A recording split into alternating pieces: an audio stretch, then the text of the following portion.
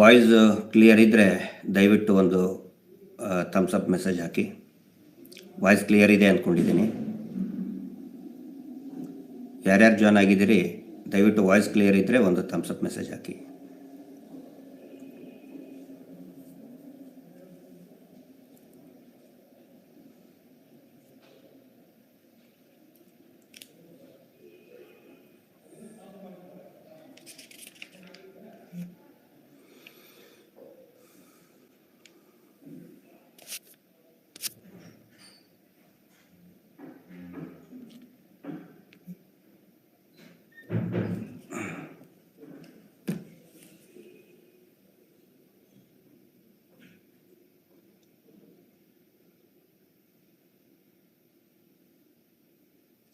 Voice clear ಇದ್ದರೆ ಒಂದು message ಹಾಕಿಬಿಡಿ. Voice clear ಇದೆಯಲ್ವಾ?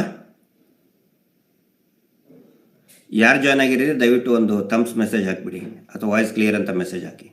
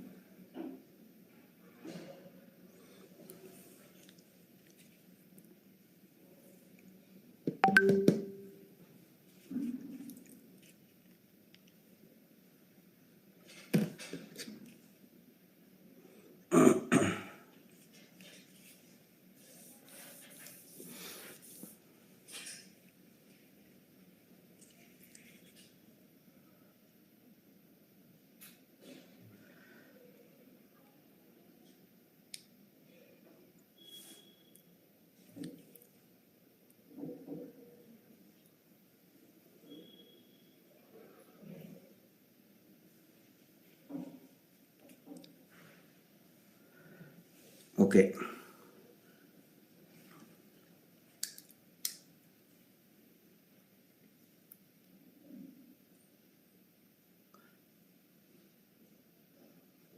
ಕಮೆಂಟ್ ಬಾಕ್ಸಲ್ಲಿ ಹಾಕಿಬಿಡಿ. ಕಮೆಂಟ್ ಬಾಕ್ಸಲ್ಲಿ ವಾಯ್ಸ್ ಕ್ಲಿಯರ್ ಇದೆ ಅಂತೇಳಿ ಕಮೆಂಟಲ್ಲಿ. ಯಾಕಂದರೆ ಪ್ರತಿ ಸಾರಿ ವಾಯ್ಸದ್ದೇ ಪ್ರಾಬ್ಲಮ್ ಆಗುತ್ತೆ. ಇಲ್ಲ ನೆಟ್ವರ್ಕ್ ಒಂದೊಂದು ಸಾರಿ ಸರಿಯಾಗಿರ್ತದೆ, ಸರಿಯಾಗಿರಲ್ಲ.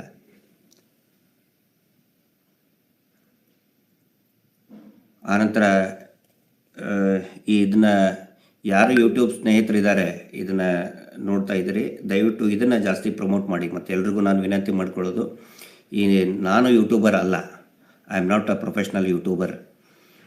ಹೀಗಾಗಿ ಯಾರೇ ಇದನ್ನು ನೋಡ್ತಾ ಇದ್ದೀರಿ ಯೂಟ್ಯೂಬ್ ಈ ಅನೇಕ ವರ್ಷಗಳಿಂದ ಸೌಜನ್ಯ ಹೋರಾಟದಲ್ಲಿ ತೊಡಗಿಸ್ಕೊಂಡಿದ್ದೀರಿ. ತಾವು ಇದನ್ನು ಮರುಪ್ರಸಾರ ಮಾಡಬಹುದು ಅಥವಾ ಆ್ಯಸ್ ಇಟ್ ಈಸ್ ಲೈವ್ ಪ್ರಸಾರ ಮಾಡಬಹುದು. ಯಾವುದೇ ರೀತಿಯಾದಂತಹ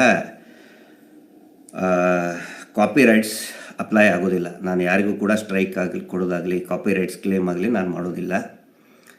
ಸತ್ಯದ ಪ್ರಸಾರ ಏನಿದೆ, ವಾಸ್ತವದ ಪ್ರಸಾರ ಏನಿದೆ, ಜನರಿಗೆ ತಿಳಿಸುವಂಥ ಈ ಜನಜಾಗೃತಿ ಕೆಲಸ ಏನಿದೆ ಅದಕ್ಕೆ ನಾನು ಯಾವುದೇ ಕಾರಣಕ್ಕೂ ಕೂಡ ಸ್ಟ್ರೈಕನ್ನು ಕಾಪಿರೈಟ್ ಸ್ಟ್ರೈಕನ್ನು ಕೊಡೋದಿಲ್ಲ. ಓಕೆ, ವಿಷಯಕ್ಕೆ ಬರ್ತೀನಿ. ನಿನ್ನೆ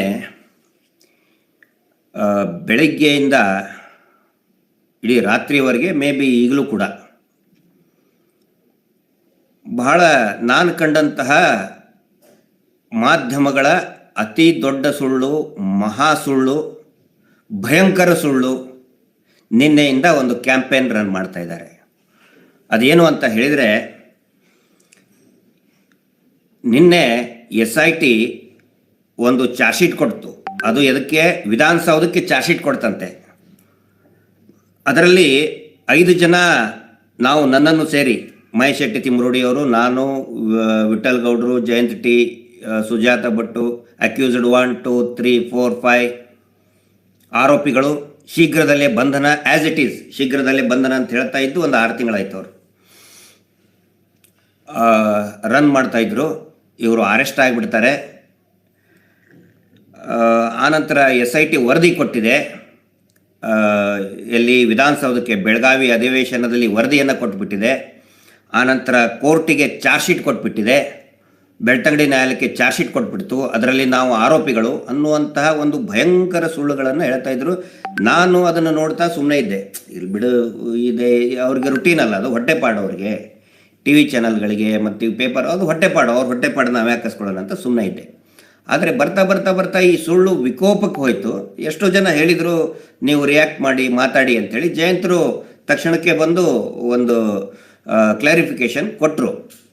ಆದರೂ ಕೂಡ ಇದು ಏನು ನಡೆದಿದೆ, ಏನು ಹುನ್ನಾರ, ಅದು ಗೊತ್ತಾಗಬೇಕಿತ್ತಲ್ಲ, ಅದು ಸ್ವಲ್ಪ ತಿಳ್ಕೊಳ್ಳೋಣ ಅಂತ ಕಾಯ್ತಾ ಇದ್ದೆ.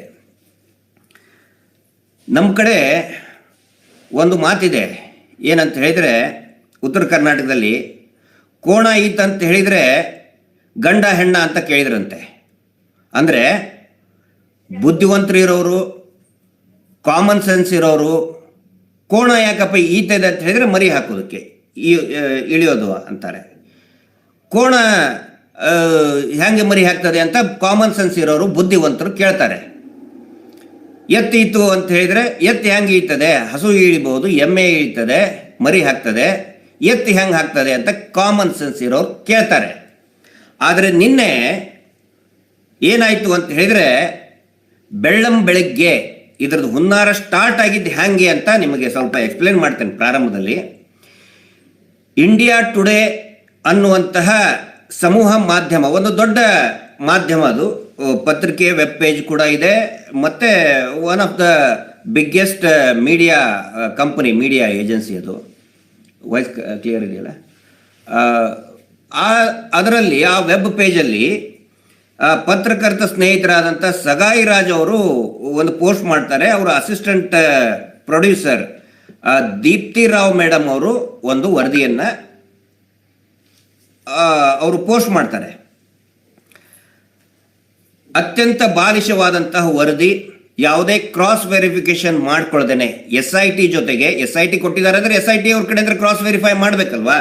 SIT ಉನ್ನತ ಅಧಿಕಾರಿಗಳು ಹೇಳಬೇಕು, ಅಥವಾ ಡಿಸೈಡಿಂಗ್ ಅಧಿಕಾರಿಗಳು ಯಾರಿದ್ದಾರೆ, ಅಥವಾ ಮಿನಿಸ್ಟ್ರಿ ಆಫ್ ಹೋಮ್ ಅಫೇರ್ಸ್ ಇಂದ ಆಗಲಿ, ಅಥವಾ CM ಕಚೇರಿ, ಮುಖ್ಯಮಂತ್ರಿಗಳ ಕಾರ್ಯಾಲಯದಿಂದ, ಮುಖ್ಯಮಂತ್ರಿಗಳ ಕಾರ್ಯದರ್ಶಿಯಿಂದಾಗಲಿ ಕ್ರಾಸ್ ವೆರಿಫೈ ಮಾಡಬೇಕಲ್ಲ. ಅವ್ರು ಹೇಳಬೇಕು, ಹೌದು SIT ಅವರು ವರದಿ ಕೊಟ್ಟಿದ್ದಾರೆ, 5 ಜನರ ಮೇಲೆ ಆರೋಪ ಮಾಡಿದ್ದಾರೆ, 5, 6, 7, 10, 20, 100 ವಾಟ್ ಎವರ್, ಅವ್ರು ಹೇಳಬೇಕಲ್ಲ. ಯಾವುದೇ ಕ್ರಾಸ್ ವೆರಿಫೈ ಮಾಡ್ದೇ ಒಂದು ಬಾಲಿಶವಾದಂತಹ ಪೋಸ್ಟ್ ಮಾಡ್ತಾರೆ. ಆ ಪೋಸ್ಟ್ ಆಧಾರದ ಮೇಲೆ ಇಂಡಿಯಾ ಟುಡೇ ನ್ಯಾಷನಲ್ ಚಾನಲ್ನಲ್ಲಿಯೂ ಕೂಡ, TV ಚಾನಲ್ನಲ್ಲಿಯೂ ಕೂಡ ಒಂದು ವರದಿ ಪ್ರಸಾರ ಆಗೋದಕ್ಕೆ ಸ್ಟಾರ್ಟ್ ಆಗುತ್ತೆ. ಅದರಲ್ಲಿ ಹೇಳ್ತಾರೆ SIT ಕ್ಲೀನ್ ಚಿಟ್ ಕೊಟ್ಬಿಡ್ತು ಧರ್ಮಸ್ಥಳ ಟೆಂಪಲ್ ಅಥಾರಿಟಿಗೆ. SIT given clean chit to the Dharmasthala temple authority, conspiracy behind mass burial case and NABS 5 others. NABS ಅಂತ ಹೇಳಿದ್ರೆ ಅರೆಸ್ಟ್ ಮಾಡ್ತಾರೆ ಅಂತ ಹೇಳಿ.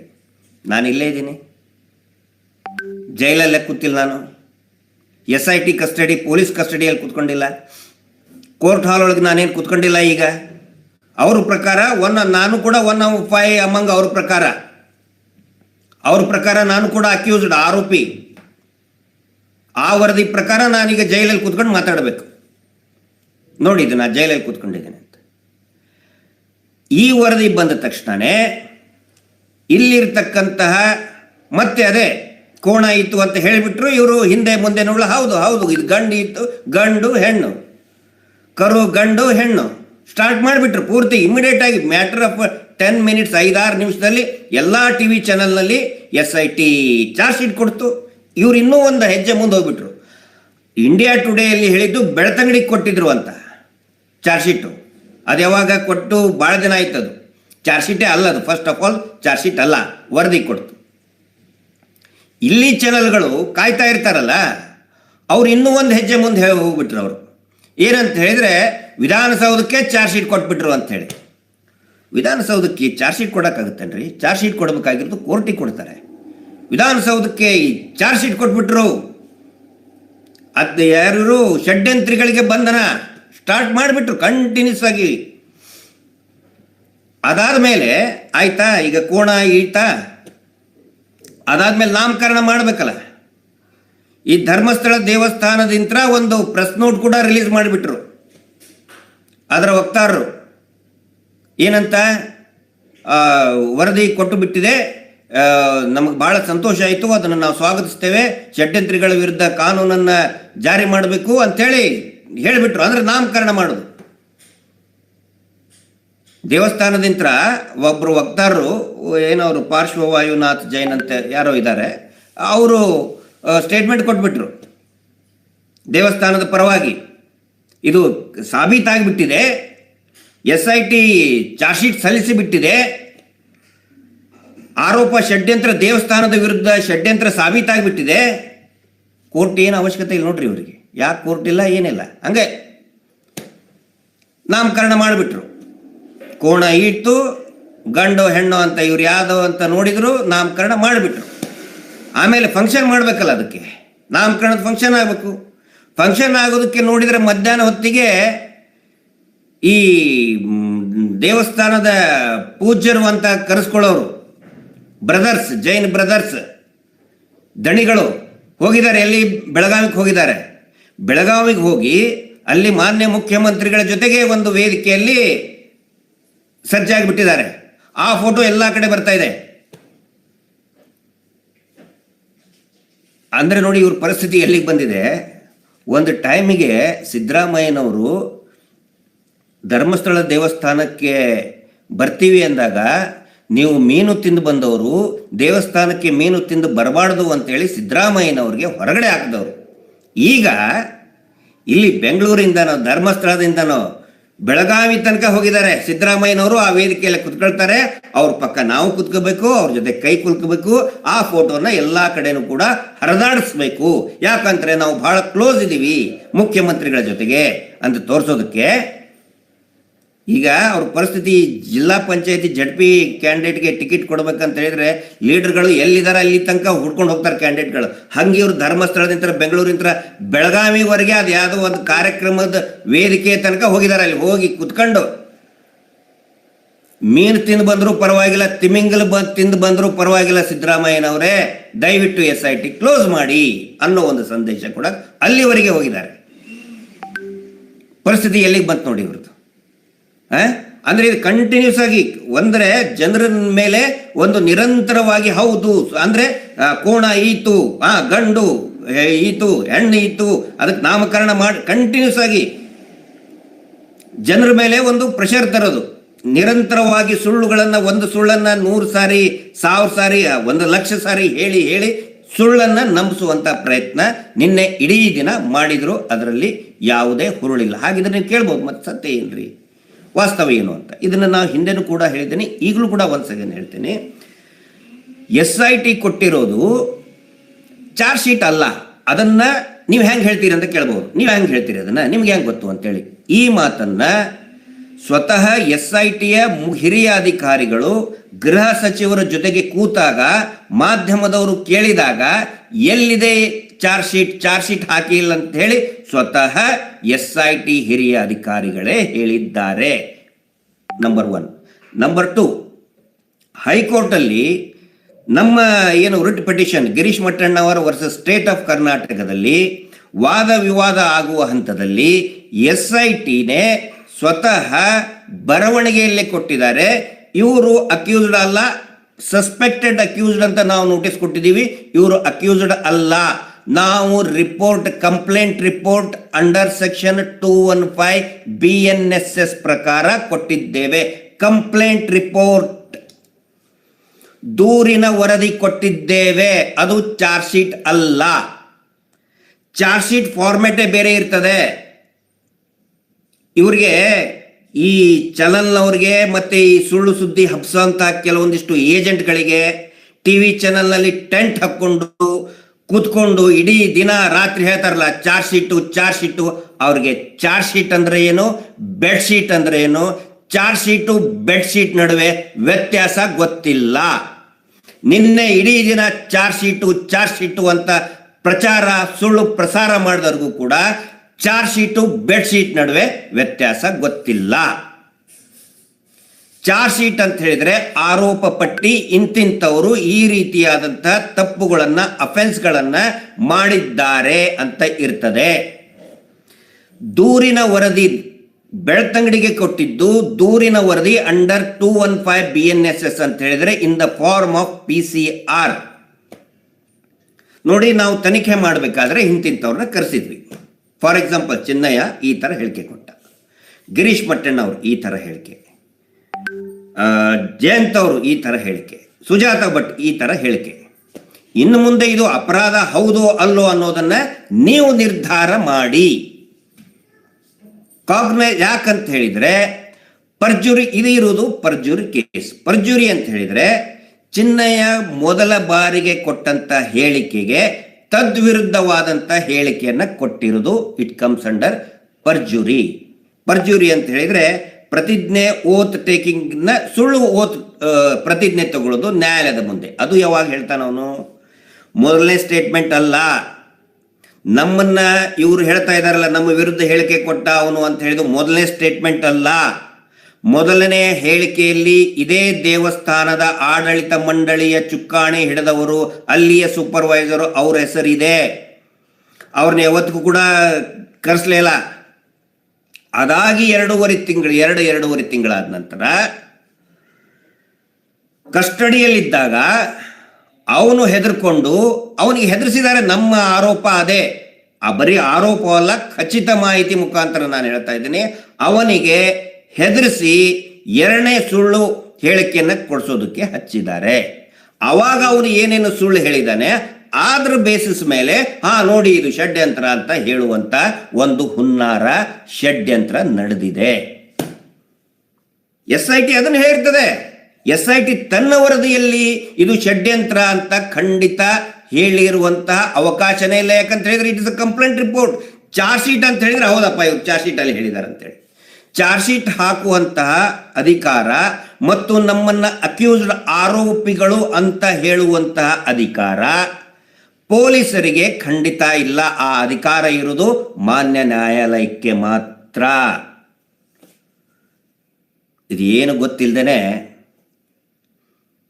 ಚಾರ್ಜ್ ಶೀಟು SIT ಅವರು ಒಂದು 4 ಬೆಡ್ಶೀಟ್ ಒಯ್ದ್ರು ಕೂಡ, ಜೀಪಲ್ಲಿ ಹಾಕೊಂಡು ಹೋದ್ರು ಕೂಡ 4 ಬೆಡ್ಶೀಟ್ ಹಾಕೊಂಡು ಹೋದ್ರೆ ಚಾರ್ಜ್ ಶೀಟ್ ಹಾಕಿದ್ರು ಅಂತ ಹೇಳ್ತಾರೆ. ಮೋಸ್ಟ್ಲಿ ನಿನ್ನೆ ಬಡ್ಡಿ ಪೂಜೆಗೆ ಹೋಗಿದ್ರಲ್ಲ, ಒಂದಿಷ್ಟು ಬೆಡ್ಶೀಟ್ ಒಯ್ದಿರಬೇಕು. ಆರ್ ಅಶೋಕ್ಗೆ, ವಿಜೇಂದ್ರಗೆ, ಅವ್ರಿಗೆಲ್ಲರಿಗೂ ಒಂದಿಷ್ಟು ಬೆಡ್ಶೀಟ್ ಒಯ್ದಿರ್ತಾರೆ. ಅದಕ್ಕೆ ಇವರು ಚಾರ್ಜ್ ಶೀಟು. ಯಾಕಂತ ಹೇಳಿದ್ರೆ ಬೆಡ್ಶೀಟು ಚಾರ್ಜ್ ಶೀಟ್ ನಡುವೆ ಇವರಿಗೆ ವ್ಯತ್ಯಾಸ ಗೊತ್ತಿಲ್ಲ. ಅಧ್ಯಯನ ಮಾಡ್ರಿ. ಅದ್ರ ಮೇಲೆ ಇನ್ನೂ ಒಂದು ಬೆಳವಣಿಗೆ ಭಯಂಕರವಾದಂಥದ್ದು ನೋಡಿ. ಬೆಳಗಾವಿದಲ್ಲಿ ಯಾಕೆ ಅಧಿವೇಶನ ಮಾಡ್ತಾ ಇದ್ದಾರೆ? ಉತ್ತರ ಕರ್ನಾಟಕದಲ್ಲಿ ಯಾಕೆ ವಿಧಾನಸಭೆಯ ಅಧಿವೇಶನವನ್ನು ಮಾಡ್ತಾ ಇದ್ದಾರೆ? ಯಾಕೆ ಆ ಕಾನ್ಸೆಪ್ಟ್ ಸ್ಟಾರ್ಟ್ ಆಯಿತು ಅಂತ ಹೇಳಿದರೆ, ಉತ್ತರ ಕರ್ನಾಟಕದ ಜನರ ಬವಣೆ, ಕಷ್ಟಗಳನ್ನು ಪ್ರತಿನಿಧಿಸುವುದಕ್ಕೆ ಮತ್ತು ಸರ್ಕಾರ ಉತ್ತರ ಕರ್ನಾಟಕಕ್ಕೆ ಹತ್ತಿರ ಇದೆ. ಬೆಂಗಳೂರು ದೂರಿನಲ್ಲಿ ಅಲ್ಲಿ ಇದ್ರೆ ನಮ್ಮ ಕೇಳೋರು ಯಾರು? ಬಹಳ ದೊಡ್ಡ ಮಟ್ಟದ ಕೂಗು, ದೊಡ್ಡ ಮಟ್ಟದ ಹೋರಾಟ ನಡೀತು. ಅದರ ಸಲುವಾಗಿ ಬೆಳಗಾವಿನಲ್ಲಿ ಒಂದು ವಿಧಾನಸೌಧವನ್ನು ಮಾಡಿ ಅಲ್ಲಿ ಅಧಿವೇಶನ ಮಾಡಬೇಕು ಅಂತೇಳಿ ಉತ್ತರ ಕರ್ನಾಟಕದ ಜನರ ಬವಣೆಯನ್ನ ಕೇಳೋದಕ್ಕೆ, ಅದನ್ನು ಪ್ರತಿನಿಧಿಸೋದಕ್ಕೆ ಬೆಳಗಾವಿಯಲ್ಲಿ ಅಧಿವೇಶನ ಪ್ರಾರಂಭ ಆದರೆ ಇವರು ಸುಳ್ಳು ಈ ನಕಲಿ ದೇವಮಾನವನ ಕೊಲೆಗಡಕತನವನ್ನ ಮುಚ್ಚಿ ಹಾಕೋದಕ್ಕೆ ಪತ್ರಕರ್ತರು ಎಲ್ಲರೂ ರೌಂಡ್ ಹೊಡಿತಾ ಇದ್ದಾರೆ. ನಿನ್ನೆ ಬೆಳಗಾವಿ ವಿಧಾನಸೌಧದಲ್ಲಿ ಆರ್ ಅಶೋಕ್ ಅವರು 3 ಅಕ್ಷರ ಗೊತ್ತಿಲ್ಲದ ಆರ್ ಅಶೋಕ್, ವಿಜೇಂದ್ರ, ಪಪ್ಪು ಕಾರಿಡಾರ್ ಅಲ್ಲಿ ಅವ್ರದ್ದು ಇಂಟರ್ವ್ಯೂ ಮಾಡ್ತಾ ಇದ್ದಾರೆ. ಕಾರಿಡಾರ್ ಅಲ್ಲಿ, ಒಳಗಡೆ ಅವ್ರು ಹೇಳಿಲ್ಲ. ಯಾಕಂದ್ರೆ ಒಳಗಡೆ ಹೇಳಬೇಕು ಅಂತ ಹೇಳಿದ್ರೆ ನಾವು ವೇಟ್ ಮಾಡ್ತಾ ಇದ್ವಿ. ಏನಾದ್ರು ಗೃಹ ಸಚಿವರು ವರದಿ ಏನಾದ್ರು ಕೊಟ್ಟು ಬಿಟ್ಟಿದ್ದಾರಾ? ನ್ಯೂಸ್ 18ನಲ್ಲಿ ಬಂತು ಪ್ರಾಥಮಿಕ ವರದಿ. ಬಹುಶಃ ನಿಜ ಅಂತ ಅಂದುಕೊಂಡಿದ್ದೆ. ಸಾಯಂಕಾಲ ಆದ್ಮೇಲೆ ಗೊತ್ತಾಯ್ತು ವರದಿಯನ್ನು ಕೂಡ ಕೊಟ್ಟಿಲ್ಲ. ಚಾರ್ಜ್ ಶೀಟ್ ಬಿಡಿ ದೂರ ಹೋಯ್ತು. ಚಾರ್ಜ್ ಶೀಟ್ ಕೊಡಕ್ಕೆ ಆಗದಲ್ಲ ವಿಧಾನಸೌಧದಲ್ಲಿ. ವರದಿಯನ್ನು ಕೂಡ ಕೊಟ್ಟಿಲ್ಲ. ಇದು ಸತ್ಯ, ಇದು ವಾಸ್ತವ. ಯಾಕಂತ ಹೇಳಿದ್ರೆ BLR ಪೋಸ್ಟ್ ಅಲ್ಲಿ ಕೂಡ ಬಂದಿದೆ. ಬೇರೆಯವರು ಕೂಡ ಕ್ರಾಸ್ ವೆರಿಫೈ ಮಾಡಿದ್ದಾರೆ. ಏನು ಅಂತ ಹೇಳಿದ್ರೆ SITಯ ಹಿರಿಯ ಅಧಿಕಾರಿಗಳು, SITಯ ಮೂಲನೇ ಹೇಳಿದೆ, ಯಾವುದೇ ವರದಿಯನ್ನ ಕೊಟ್ಟಿಲ್ಲ ಮತ್ತು ಧರ್ಮಸ್ಥಳಕ್ಕೆ ಕ್ಲೀನ್ ಚಿಟ್ ಕೊಟ್ಟಿಲ್ಲ. ಹೇಳಿದ್ರಲ್ಲ ದೇವಸ್ಥಾನದವರು, ನಮಗೆ ಖಚಿತಪಡಿಸಿಕೊಂಡಿರುತ್ತೇವೆ. ಎಲ್ಲಿದ್ದಾರೆ ವರದಿ? ಎಲ್ಲಿ, ಯಾರು, ಏನು ಕ್ಲೀನ್ ಚಿಟ್ ಕೊಟ್ಟರು? SIT ಈಗ ತನಿಖೆ ಮಾಡ್ತಾ ಇರೋದು ಸಸ್ಪೆಕ್ಟೆಡ್, ಸಂಶಯಾಸ್ಪದ 106 ಸಂಶಯಾಸ್ಪದ ಸಾವುಗಳು, ಅದರ ದಾಖಲೆಯನ್ನು ಇಟ್ಕೊಂಡು ಇನ್ವೆಸ್ಟಿಗೇಷನ್ ಮಾಡ್ತಾ ಇದ್ದಾರೆ. ಬಂಗ್ಲೆಗುಡ್ಡೆಯಲ್ಲಿ ಸಿಕ್ಕಂತ 10 ಅಸ್ಥಿ ಪಂಜರ ಅವಶೇಷಗಳು, ಅದರ ಮೇಲೆ ಯಾಕೆ ಸತ್ರು, ಯಾರು ಕೊಂದ್ರು, ಅದರ ಮೇಲೆ ತನಿಖೆ ಮಾಡ್ತಾ ಇದ್ದಾರೆ. ಮಿಸ್ಸಿಂಗ್ ಕಂಪ್ಲೇಂಟ್ ಬಗ್ಗೆ ಅಲ್ಲಿ ಧರ್ಮಸ್ಥಳಕ್ಕೆ ಬಂದು ಮಿಸ್ಸಿಂಗ್ ಆದಂತಹ, ಕಾಣೆಯಾದಂತಹ ಹೆಣ್ಣು ಮಕ್ಕಳು, ಪುರುಷರ ಬಗ್ಗೆ ತನಿಖೆಯನ್ನ ಮಾಡ್ತಾ ಇದ್ದಾರೆ. ಅದನ್ನು ಮುಚ್ಚಿ ಹಾಕೋದಕ್ಕೆ, ಅದನ್ನು ನಿಲ್ಲಿಸೋದಕ್ಕೆ ಈ ಒಂದು ನ್ಯಾರೇಷನ್ ಬಿಲ್ಡಪ್ ಸ್ಟಾರ್ಟ್ ಮಾಡಿದರು. ಇದೆಲ್ಲ ಯಾಕಾಗುತ್ತೆ ಅಂತ, ಹೆಂಗಾಗುತ್ತೆ ಅಂತ ಹೇಳಿದ್ರೆ ನೋಡಿ, ಇವತ್ತು ಮಾಧ್ಯಮದವರು ಇಂಡಿಪೆಂಡೆಂಟ್ ಆಗಿ ವರದಿ ಮಾಡಿ, ಇಟ್ಸ್ ಆಲ್ ನ್ಯಾರೇಷನ್ ಕಾಂಟ್ರಾಕ್ಟ್ ಕೊಟ್ಟಿರ್ತಾರೆ. ಒಂದು ಕಂಪನಿಗೆ ಅನೇಕ, ಇದ್ರ ಸಲುವಾಗಿನೇ ಅನೇಕ ಕಂಪನಿಗಳು ಹುಟ್ಕೊಂಡಿದೆ.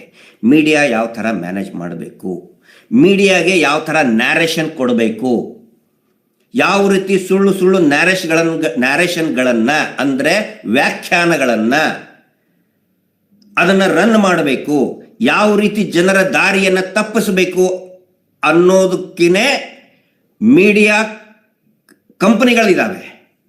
ಅವರಿಗೆ ಅನೇಕ ಮೀಡಿಯಾ ಏಜೆನ್ಸಿಗಳು, ಟಿ ವಿ ಚಾನಲ್ಗಳು ಗೊತ್ತಿರ್ತದೆ, ಅವ್ರದ್ದೇ ಆದಂಥ ಒಂದು ನೆಟ್ವರ್ಕ್ ಇರ್ತದೆ. ಅವ್ರೇನು ಮಾಡಿಬಿಟ್ರು, ಈ ಒಂದು ಫಾಲ್ಸ್ ನ್ಯಾರೇಷನ್ ಸ್ಟಾರ್ಟ್ ಮಾಡಿಬಿಟ್ರು. ಅದನ್ನು ಎಲ್ಲರೂ ಹಾಕಿ ಕೋಣ ಆಯಿತು, ಹೌದು ಆಯ್ತಾ, ಹೌದು, ಯಾವ್ದು ಗಂಡ ಹೆಣ್ಣ ಸ್ಟಾರ್ಟ್. ಇದೆಲ್ಲ ಯಾಕೆ ಮಾಡ್ತಾ ಇದ್ದಾರೆ ಅಂತ ಹೇಳಿದರೆ, ಡಿಸೆಂಬರ್ 16ನೇ ತಾರೀಕಿಗೆ ಕೊಂದವರು ಯಾರು ಅನ್ನುವಂತಹ ಅತಿ ದೊಡ್ಡ ಮಹಿಳಾ ಸಮಾವೇಶ ಬೆಳ್ತಂಗಡಿಯಲ್ಲಿದೆ. ಅತ್ಯದ್ಭುತವಾದಂಥ ಪ್ರತಿಕ್ರಿಯೆ ಬರ್ತಾ ಇದೆ, ಅತ್ಯದ್ಭುತವಾದಂಥ ಒಂದು ರೆಸ್ಪಾನ್ಸ್ ಹೆಣ್ಣು ಮಕ್ಕಳಿಂದ ಬರ್ತಾ ಇದೆ. ಅದು ನಡಿಬಾರ್ದು, ಅದು ಕುಗ್ಗಬೇಕು, ಮಾನಸಿಕವಾಗಿ ಅವ್ರು ಕುಗ್ಗಿ ಹೋಗಬೇಕು, ಸೌಜನ್ಯ ಹೋರಾಟಗಾರರು ಕುಗ್ಗಿ ಹೋಗಬೇಕು ಅಂಥೇಳಿ ಈ ಒಂದು ಕಾಂಟ್ರಾಕ್ಟ್, ಮೀಡಿಯಾ ಕಾಂಟ್ರಾಕ್ಟ್ ಇಟ್ಕೊಂಡು ಈ ಒಂದು ಷಡ್ಯಂತ್ರವನ್ನು ವ್ಯವಸ್ಥಿತವಾಗಿ ಮಾಡ್ತಾ ಇದ್ದಾರೆ. SIT ಅವರು ಬಹಳ ಪರ್ಫೆಕ್ಟ್ ಆಗಿ ಹೇಳ್ತಾ ಇದ್ದಾರೆ. ಆನಂದ್ ನೋಡಿ, ಒಂದು ವೇಳೆ ವರದಿ ಕೊಟ್ಟಿದ್ದೇ ಆದರೆ ಯಾರು ಹೇಳ್ಬೇಕು, ಅದನ್ನು ದೃಢೀಕರಣ ಪಡಿಸ್ಬೇಕಾಗಿದ್ದು ಯಾರು? ಹೋಮ್ ಮಿನಿಸ್ಟರ್ ಅಥವಾ ಹೋಮ್ ಸೆಕ್ರೆಟರಿ. ಸಿದ್ದರಾಮಯ್ಯನವ್ರಿಗೆ ಒಂದು ಮಾತು ಕೇಳಿದರು ಪತ್ರಕರ್ತರೆಲ್ಲರೂ ಕೂಡ, ಚಾರ್ಜ್ ಶೀಟ್ ಕೊಟ್ಟಿದ್ದಾರೆ ಅಂತಲ್ಲ ಅಂದ್ಕೊಳ್ಳಿ. ನಾನು ಚಾರ್ಜ್ ಶೀಟ್ ನೋಡೇ ಇಲ್ಲ ಅಂತ ಹೇಳಿದರು. Perfectly correct statement. ಯಾಕಂತ ಹೇಳಿದರೆ ಚಾರ್ಜ್ ಶೀಟ್ ಕೊಟ್ಟೇ ಇಲ್ಲ. ಸಿದ್ದರಾಮಯ್ಯನವರು ಈ 3 ಅಕ್ಷರ ಬಾರದ ಆರ್ ಅಶೋಕ್ ನಂಗೆ ಗುಗ್ಗು ಅಲ್ಲ, ಈ ವಿಜೇಂದ್ರ ನಂಗೆ ಗುಗ್ಗು ಅಲ್ಲ. ಚಾರ್ಜ್ ಶೀಟ್ ಕೊಟ್ಟಿಟ್ಕೊಳ್ಳಿ, ಹೌದು ನಾವು ಆಮೇಲೆ ಆರ್ ಅಶೋಕ್ ಅವರು ಸ್ವಾಗತನೂ ಮಾಡಿಬಿಟ್ರು, ನಾವು ಅದನ್ನು ಸ್ವಾಗತಿಸುತ್ತೇವೆ ಅಂತೇಳಿ. ಫಸ್ಟ್ ಆಫ್ ಆಲ್ ಚಾರ್ಜ್ ಶೀಟೇ ಕೊಟ್ಟಿಲ್ಲ, ಇವರು ಸ್ವಾಗತ ಮಾಡಿಬಿಟ್ರು ಅದೇ ಕಾರಿಡಾರಲ್ಲಿ ನಿಂತ್ಕೊಂಡು. ಮುಖ್ಯಮಂತ್ರಿಗಳ ಕಾರ್ಯದರ್ಶಿಗಳು ಅದನ್ನು ಏನೋ ದೃಢೀಕರಣ ಪಡಿಸ್ಬೇಕು ಅಥವಾ ಮುಖ್ಯಮಂತ್ರಿಗಳು ಹೇಳಬೇಕು. ಮುಖ್ಯಮಂತ್ರಿಗಳು ಏನು ಹೇಳಿದರು? ಇಲ್ಲ, ನಾ ಚಾರ್ಜ್ ಶೀಟೇ ನೋಡಿಲ್ಲ ಅಂತ ಹೇಳಿದರು. ವರದಿ ಏನಾದರೂ ಕೊಟ್ಟಿದ್ರೆ ಗೃಹ ಸಚಿವರು ಸದನದಲ್ಲಿ ಓದಿ ಹೇಳಿ, ಅದನ್ನು ನಾವು ನೋಡ್ತೀವಲ್ಲ, ಕೇಳ್ತೀವಿ. ವರದಿ ಕೊಡಲೇಬಾರದು ಅಂತೇನಿಲ್ಲ, ಕೊಡಲೇಬೇಕು ಅಂತಲೂ ಕೂಡ ಏನಿಲ್ಲ. ಆದರೆ SITಯ ಬಲ್ಲ ಮೂಲಗಳು ದೃಢೀಕರಣ ಪಡಿಸಿದೆ, ನಾವು ಯಾವುದೇ ವರದಿಯನ್ನು ನಿನ್ನೆ ಕೊಟ್ಟಿಲ್ಲ, ನ್ಯಾಯಾಲಯಕ್ಕೆ ಬೆಳ್ತಂಗಡಿಯಲ್ಲಿ ಕೊಟ್ಟಿದ್ದು ನಾವು ಕಂಪ್ಲೇಂಟ್ ರಿಪೋರ್ಟ್ ಕೊಟ್ಟಿದ್ದೇವೆ. It's a complaint report. ಮತ್ತು ನಾವು ಚಿನ್ನಯ್ಯನನ್ನ ಹೊರತುಪಡಿಸಿ ಯಾರನ್ನೂ ಆರೋಪಿಗಳನ್ನಾಗಿ ಮಾಡಿಲ್ಲ. SITಯ ಸ್ಟೇಟ್ಮೆಂಟ್, ಅಧಿಕೃತವಾದ ಸ್ಟೇಟ್ಮೆಂಟ್ ಕೂಡ ಹೈಕೋರ್ಟ್ನಲ್ಲಿ ಕೊಟ್ಟಿದ್ದಾರೆ. ಆ ಒಂದು ಕಾನ್ಫಿಡೆನ್ಸ್ನಲ್ಲಿ ನಾನು ಹೇಳ್ತಾ ಇದ್ದೀನಿ. ಅದಕ್ಕೆ ಏನು ಹೇಳ್ತಾ ಇವರು ಮಾತಾಡ್ತಾರಲ್ಲ, ಅವ್ರಿಗೊಂದು ನಾವು ಹೋಮ್ವರ್ಕ್ ಕೊಡ್ತಾ ಇದ್ದೀನಿ ಮೀಡಿಯಾದವ್ರಿಗೆ. ಇಂಡಿಯಾ ಟುಡೇದವ್ರ ಗಮನಕ್ಕೂ ತರ್ತೇನೆ, ಯಾಕಂದರೆ ಇಂಡಿಯಾ ಟುಡೇ ತುಂಬ ಮೋಸ್ಟ್ ರೆಸ್ಪೆಕ್ಟೇಬಲ್ ಚಾನಲ್. ಅದ್ರ ಮೇಲೆ ಇರತಕ್ಕಂಥ ಅಂದ್ರೆ ಬಹಳ ಗೌರವ ಇರುವಂಥ ಅದರ ಮೇಲೆ ಇರುವಂತಹ ಒಂದು ಗೌರವವನ್ನು ಇಟ್ಕೊಂಡು ನಾನು ಅವ್ರಿಗೆ ಹೇಳ್ತಾ ಇದ್ದೀನಿ, ದಯವಿಟ್ಟು ಈ ಫೇಕ್ಗಳನ್ನು ನಂಬಬೇಡಿ, ಫೇಕ್ ನ್ಯಾರೇಷನ್ಗಳನ್ನು. ನೀವು ಅಂದ್ಕೊಂಡಿರ್ಬೋದು SIT ಅವರೇ ಸೋರ್ಸ್ ಕೊಟ್ಟರು ಅಂಥೇಳಿ. ಇವ್ರು ಏನು ಮಾಡ್ತಾರೆ ಗೊತ್ತಾ? ಈ ಒಂದು ಹೇಳ್ದನ್ನು ಕೇಳಿ, ಇವ್ರದ್ದು ಈ ನಕಲಿ ದೇವಮಾನವ. ಯಾಕಂದರೆ ಈ ಕುಟುಂಬ ಇದೆಯಲ್ಲ, ಇಡೀ ಭೂಮಿ ಮೇಲೆ ಇರತಕ್ಕಂಥ ಅತಿ ದೊಡ್ಡ ಫ್ರಾಡ್ ಕುಟುಂಬ. It is the most ಕನ್ನಿಂಗ್ fraud family on this earth. ಯಾಕೆ ಅಂತ ಹೇಳಿದರೆ, ಇವರೇನು ಬಡ್ಡಿ ದಂಧೆ ನಡೆಸ್ತಾರಲ್ಲ, ಮೀಟರ್ ಬಡ್ಡಿ ದಂಧೆ, ಪ್ರತಿ ವಾರ ಮನೆಗೆ ಹೋಗಿ ಕಿರುಕುಳ ಕೊಟ್ಟು ಸ್ತ್ರೀ ಶಕ್ತಿ ಗುಂಪಿನ ಹೆಸರಿನಲ್ಲಿ 6 ಲಕ್ಷ ಫೇಕ್ ಅಕೌಂಟ್ಗಳನ್ನು, ಬ್ಯಾಂಕ್ ಅಕೌಂಟ್ಗಳನ್ನು ಇವರು ರನ್ ಮಾಡ್ತಾ ಇದ್ದಾರಲ್ಲ, ಕಪ್ಪು ಹಣವನ್ನು ಬ್ಲ್ಯಾಕ್ ಮನಿ ಸರ್ಕ್ಯುಲೇಟ್ ಮಾಡ್ತಾ ಇದ್ದಾರಲ್ಲ, ಅದನ್ನು ಮಾಡಬೇಕಾದ್ರೆ ಇವ್ರು ಏನು ಮಾಡ್ತಾರೆ ಅಂತ ಹೇಳಿದರೆ, ಯಾರು ಕಟ್ಟಲ್ಲ, ಕಿರುಕುಳ ಆಯಿತು ನಮ್ಗೆ ಕಟ್ಟಕ್ಕಾಗಲ್ಲ ರೀ ಅಂತ ಹೇಳಿದ್ರೆ ಇವ್ರು ಏನು ಮಾಡ್ತಾರೆ, ಅವ್ರ ಫೋನಿಗೆ ಕಾಲ್ ಬರ್ತದೆ. ಯಾಕಮ್ಮ ಕಟ್ತಾ ಇಲ್ಲ ಸರ್, ನೀವು ಯಾರು ರೀ ಅಂದ್ಕೊಳ್ಳೆ, ನಾನು ಇನ್ಸ್ಪೆಕ್ಟರ್ ಮಾತಾಡ್ತಾ ಇದ್ದೀನಿ, ನಾನು SP ಮಾತಾಡ್ತಾ ಇದ್ದೀನಿ ಅಂತ ಹೇಳಿ ಹೆದರಿಸಿ ಕಟ್ಟಿಸ್ತಾರೆ. ಆದರೆ ಆ ಕಡೆ ಅಂತ ಫೋನ್ ಮಾಡ್ತಾ ಇರೋರು ಸರ್ಕಲ್ ಇನ್ಸ್ಪೆಕ್ಟ್ರು ಅಲ್ಲ SP ಅಲ್ಲ. ಇವರೇ ಹಾಗೆ ಸುಳ್ಳು ಕರೆಗಳನ್ನು ಮಾಡುವಂಥ ಒಂದು ವ್ಯವಸ್ಥೆಯನ್ನು ಮಾಡಿಕೊಂಡಿದ್ದಾರೆ ಸನ್ಮಾನ್ಯ ಬಡ್ಡಿ ಪೂಜ್ಯರು.